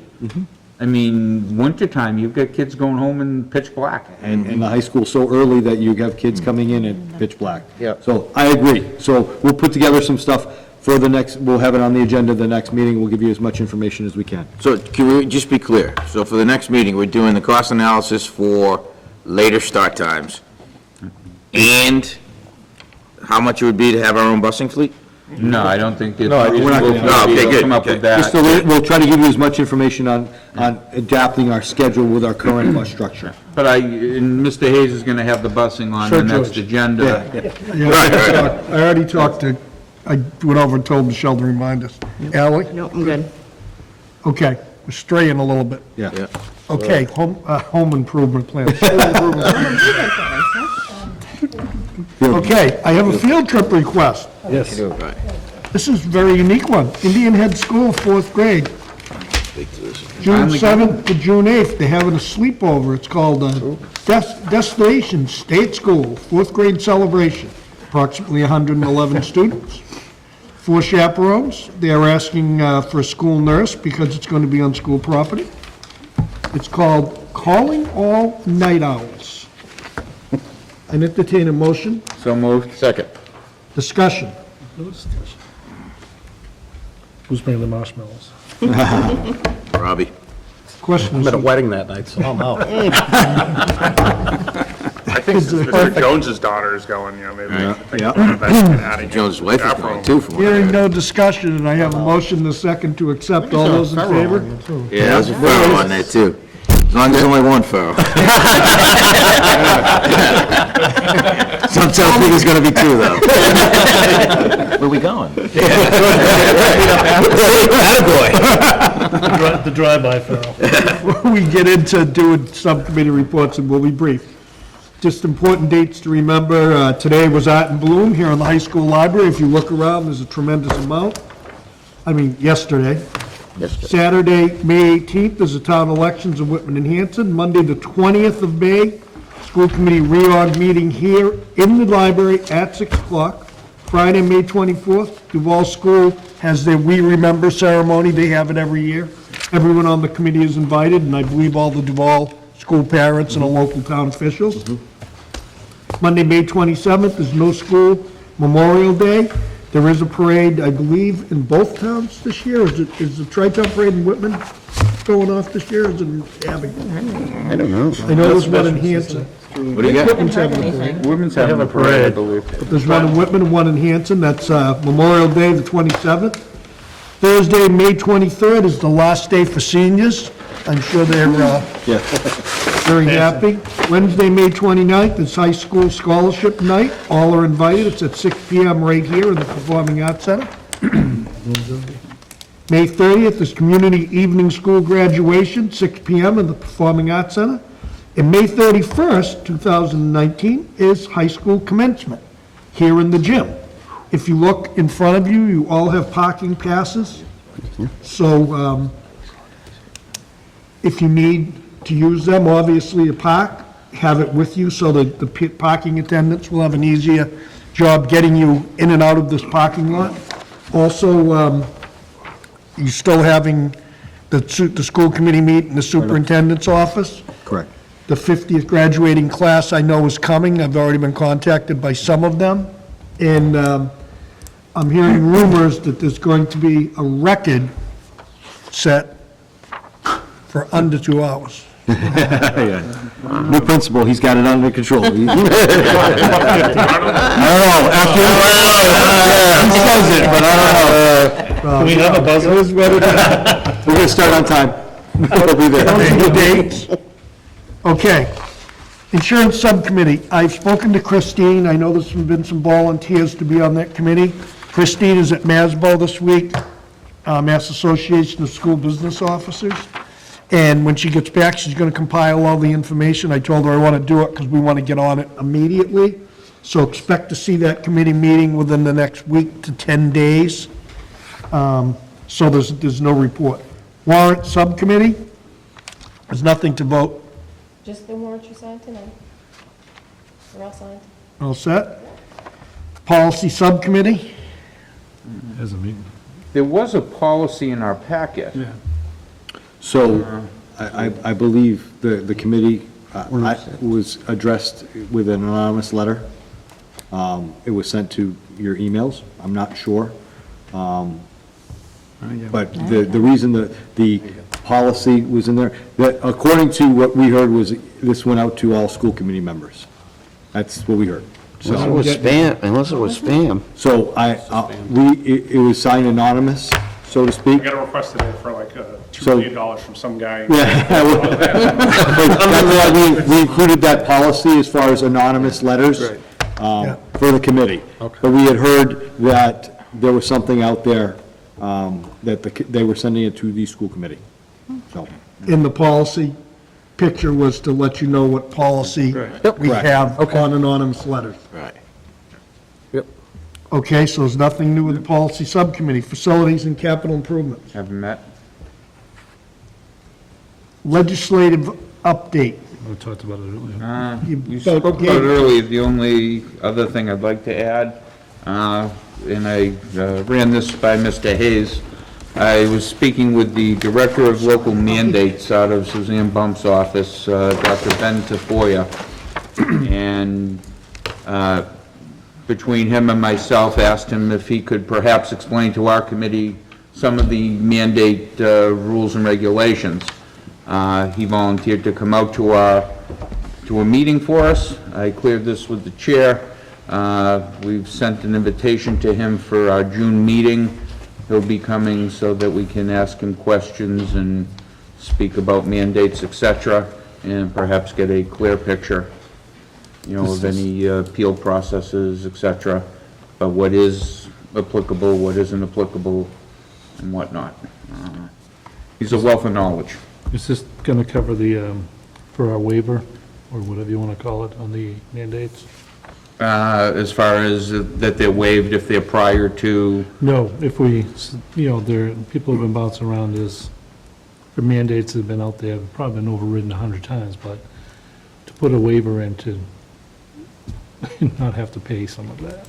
the appeal, The appeal, maybe, he can cover that, with us as well. because I don't know if that's, I mean, it's. He's the director. Times, yeah. The problem is, he explained it to me, was anything that was before Ed Reform of 93 or Prop 2.5, if the mandate was there, it was grandfathered in and ended at that point in time. So, but he'll get into more, Okay. yeah. for that June meeting, would you like me to invite our local Yes. selectmen and FinCom members and? You taking the words right out of my I'll do that on behalf of the school committee. I'll do that letter for you. And in fact, I'd asked Michelle to do that already. I have to say, on behalf of Fred, he has been keeping me in the loop. He has been on these politicians about the funding, and on them. And he's been keeping me in the loop, so we have been having discussions about legislative updates, so I just want everyone to know that's what's going on. Anything else, Fred? Everybody good? Program area. Thank you for. We didn't have a quorum on May 2nd. Fortunately, we have 2 meetings in June. We do have a budget still to present to the member school districts. And I do want to caution you, we are looking to purchase a building. This past year, we got a little bit of money back. We've got one in Hanson that's a deal. I know, we've already What do we found, gotta do? we've already found one. We're interested in. I'll just leave it at that. But just be cautioned that we may not have excess money that we'd be divvying up to the member towns. But we're doing everything in good faith and good understanding for You have a everyone. question for Mr. Boyce? I Mr. do. Small? Real quick. Oh, What do you do if your meeting's on the night of a Bruins game? listen, everything's And they're in worked the out so Stanley far. Cup Finals. I'm worried about this 5th, 6th, or 7th. My next round ticket, this round was Game 1, is Game 7. Everything has to come together around the 5th, 6th, or 7th. I mean, it's going to be like the perfect Stanley Cup storm, in a sense. I don't know. All right, are you all That's set, it. Mr. Boyce? Oh, one more thing? What was Go it? ahead. Mr. Small loves, it's been his Can year I to volunteer you for anything? volunteer me, and he has volunteered me for the dunk tank, and I did sign up, 10 to 10:30. What is, but I forget, it's at Indian Head, but what is the fundraiser? What is it called? The Family Fun Day? It's a family fun day. Family Thank you. Fun Day. Yeah. Everything for So I would invite my fellow school committee members. What's the date? The 11th? I'm on vacation. June 11th or something? We'll have a, You know, because I want to come and I want to, hold out a bunch of dollar bills. for I can't open up an you. email without, I've nominated Mr. Boyce for this. We'll put some ice cubes in there to remind you of the polar plunge. Hey, let me at home. Mr. O'Brien. That's it. Can I request a fire truck down there that day, in case I don't hit it? You got it. In case my arm is sore? You got it. I might need it too. Just take a couple quick words. This being the last meeting of my first year, I just want to thank you all. Learned a ton. I've leaned on you, reached out to many of you over the past year. I'm really excited about the direction of this district with the current administration, watching you two work so seamlessly together. You obviously share a passion for what you do, very diligent, obviously. It's good to see. It's encouraging. Chris Jones has made a tremendous difference in the energy, I think, in this building. It's very much appreciated. And Bob, I just want to say that your energy, your passion, your wisdom, you'll be missed. And I thank you for your service. Thank you very much. Appreciate it. Bob, I'm gonna add in, you know I'm volunteering you for a bunch of stuff. I'm sure. You're not getting away unscathed. I'd entertain a motion to adjourn. So move. All those in favor?